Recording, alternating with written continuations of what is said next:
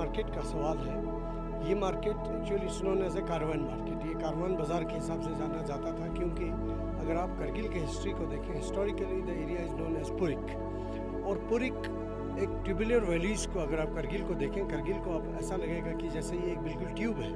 तो उसके साथ साथ इसका और एक ये कहा जाता है कि इट्स नोन एज गार खील, कि गार मैंने कहाँ और खील मैंने स्टे की कहाँ आप स्टे करें। अगर आप करगिल के लोकेशन को देखें, it's equi distance from all the directions. जैसे आप श्रीनगर से तशरीफ़ लाते हैं, ये तकरीबन 230 किलोमीटर पर पड़ता है। आप यहाँ से लेह चले जाएँ, लेह तकरीबन 215 किलोमीटर पर पड़ता है। ज़ांस्कार यहाँ से तकरीबन 230 किलोमीटर पर पड़ता है। और जो अस्करदू यानी बल्तिस्तान की तरफ आप चले जाएँ, ये तकरीबन 220 किलोमीटर पर पड़ता है। तो करगिल जो है ये बिल्कुल आपका equi distance main central place है। और इसीलिए 1947 तक ये जो एरिया था, ये ट्रेडिशनल जो ट्रेड रूट्स थे ऑन द सिल्क रूट, यानी जैसे शाहराह अब्रेशम आप कहते हैं, ये एक बहुत ही इम्पोर्टेंट डिपोर्ट था करगिल का। क्योंकि यहाँ से भी जितने भी सेंट्रल एशियन कारवान्स जो ताजिकिस्तान से, उज़्बेकिस्तान से, काशगर से, चाइनीज़ तुर्किस्तान से, बल्तिस्तान से, इवन कश्मीर से और होशियारपुर से जो कारवान्स आते थे, जो ट्रेडर्स आते थे, वो यहाँ रुक के अपने मर्केंडाइज़ का जो सामान वो लोग यहाँ लाते थे, उस सामान का वो लोग आदान प्रदान करते थे। और उस वक़्त ये जो करगिल का जो एक करैक्टर होता था, ये कॉस्मोपॉलिटन करैक्टर होता था और बहुत से नेशनलिटीज़ के लोग यहाँ आके तिजारत करते थे। और यहाँ से जो ख़ासकर जो शाहराह क़राक़ुराम जो है, हम तकरीबन खतलान से, सिंकियांग से इस प्रेजेंटली हम तकरीबन 800 किलोमीटर की दूरी पर हैं। और ये जो एरिया है ट्रेडिशनली बहुत इम्पॉर्टेंट ट्रेडर्स के लिए ट्रेड रूट रहा है। और बहुत से जो फॉरेन ट्रेवलर्स, जिसमें आप यंग हस्बैंड हैं, मुरक्राफ्ट हैं, या जैसे और भी अलेक्जेंडर कनिंगम है, वो ट्रेडर्स यहाँ से, वो जो इंग्लिश ऑफिसर्स थे, वो इस जगह से गुजरे हैं। और इस एरिया की अपनी एक बहुत खूबसूरत हिस्ट्री है, बहुत खूबसूरत माजी है। और जहाँ तक इस मार्केट का या इस रूट का मैं आपको बताता हूँ कि 1947 तक इंटरनेशनल एरिना पे या लद्दाख का जो नेटवर्किंग था बाकी दुनिया के साथ, इस एरिया से ये फैल जाता था। लेह से कारवान्स आते थे, यारकंद से कारवान्स आते थे, बल्तिस्तान से कारवान्स आते थे, और कारवान्स यहाँ से दूसरी जगह फैल जाते थे। और उसके साथ साथ इसमें बहुत सी चीज़ों का, ये जो अभी मार्केट आप देख रहे हैं, इस मार्केट की अपनी एक खूबी थी, क्योंकि इस मार्केट में वो लोग थे। अभी यहाँ अगर नीचे अगर आप अहले सुन्नत मस्जिद के साथ आप जाएं, जहाँ एक करावन सराई जो कि लकीली मेरे फोर फादर्स की थी, जिसे अजीज़ बट सराई के नाम से जाना जाता था, यहाँ ये ट्रेडर्स आके रुकते थे और ट्रेड करते थे। और उस सराई का भी जो एक आप उसका जो आर्किटेक्चरल पॉइंट ऑफ व्यू से आप देखें, that's a unique architectural point, जिसमें नीचे घोड़े रहा करते थे, ऊपर कैरवान्स के मर्केंडाइज वगैरह रहते थे, और उसके ऊपर जो थे कैरवान्स रहते थे।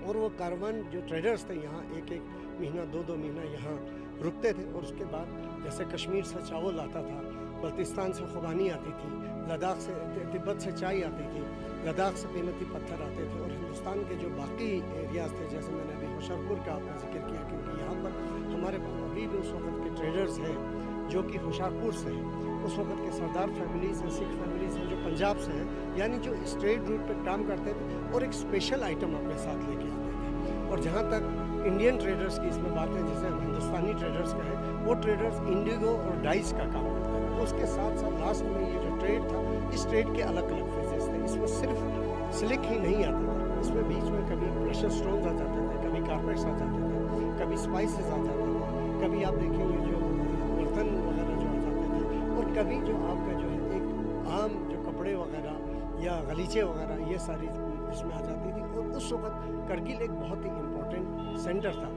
क्योंकि इस ट्रेड में जहाँ तक करगिल का इंटरेस्ट था, इसमें ये ग्रेट गेम अगर आपने हिस्ट्री में सुना होगा कि जिसमें it was to gain the monopoly of the trade by the Britishers as well as the Russians as well as the German, जो सुपर 3 पावर्स थे।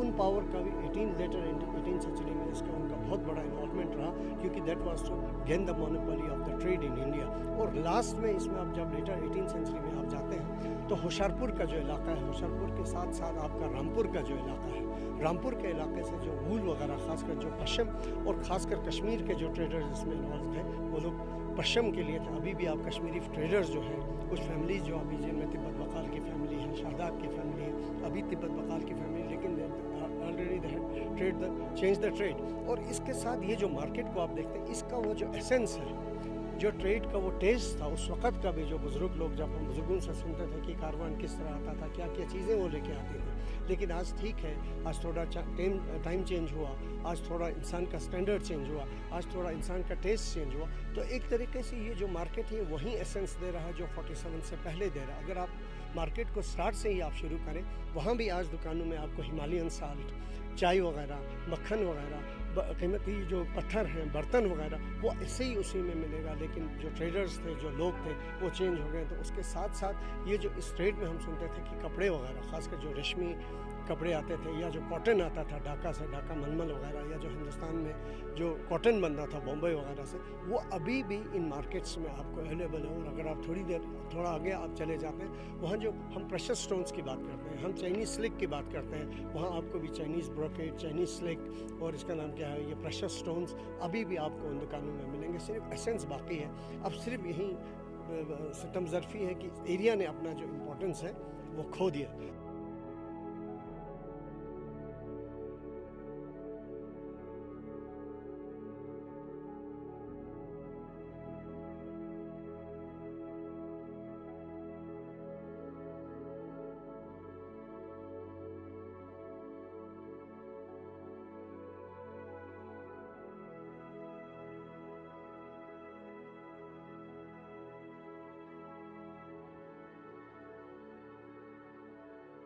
घोड़ों पे ये लाता था, सामान लाता था, गाड़ियाँ नहीं थी। 61 में यहाँ गाड़ी आई, तो उस वक़्त घोड़े पे लाते थे।